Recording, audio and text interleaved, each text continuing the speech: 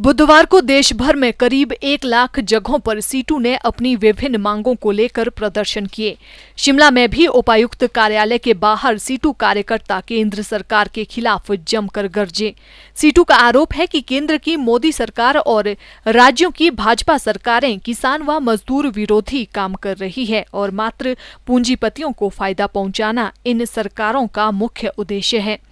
Situ के प्रदेश अध्यक्ष विजेंद्र मेहरा ने मीडिया से बातचीत के दौरान कहा कि केंद्र सरकार के मजदूर व किसान विरोधी निर्णयों के खिलाफ आगामी 7 और 8 जनवरी को देश भर में चक्का जाम व जेल भरो आंदोलन चलाया जाएगा। 24 से 31 जनवरी तक देश भर में जत्थे चलाए जाएंगे। वहीं आगामी विधानसभा बजट सत्र के दौरान हजारों मजदूर एक साथ विधानसभा की ओर कूच करेंगे।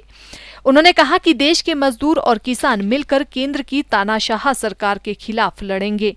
विजेंद्र मेहरा ने कहा कि केंद्र सरकार गलतफहमी में है कि वो किसान आंदोलन को दबाने में कामयाब हो जाएगी। उन्होंने बिहार में शांतिपूर्ण तरीके से प्रदर्शन कर रहे किसानों के साथ हुई मारपीट व लाठीचार्ज की भी कड़े शब्दों में निंदा की।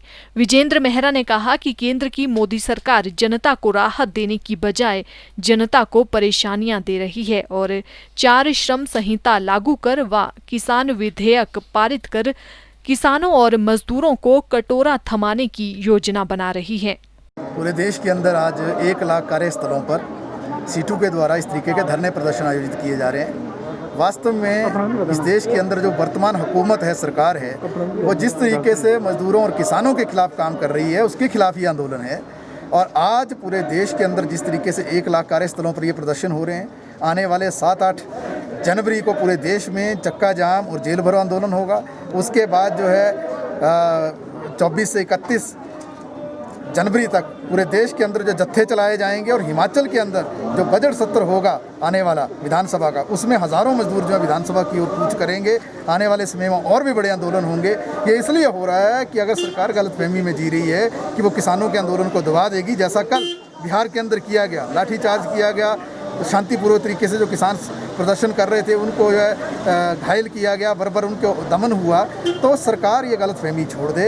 एक तरफ किसान लड़ेंगे, दूसरी तरफ मजदूर लड़ेंगे। एक मोर्चा किसान खोलेगा, दूसरा मोर्चा मजदूर खोलेगा और दोनों मिलकर और पूरे मेहनत का आवाम को इकट्ठा लेकर जो व्यापक एकता बनाकर इस सरकार को पीछे धकेलेंगे। जो 3 काले कानून किसानों के खिलाफ इस सरकार ने लाए हैं, जो 4 काले श्रम संहिताएँ जो मजदूरों के खिलाफ इस सरकार ने लाई हैं, जो इस देश के अंदर जो करोड़ों जो स्कीम वर्कर्स हैं, जिसमें आंगनवाड़ी, मिड डे मील और आशा वर्कर्स हैं, उनके लिए आज उनको पक्का नहीं किया जाता है, उनकी सामाजिक सुरक्षा सुनिश्चित नहीं की जाती है।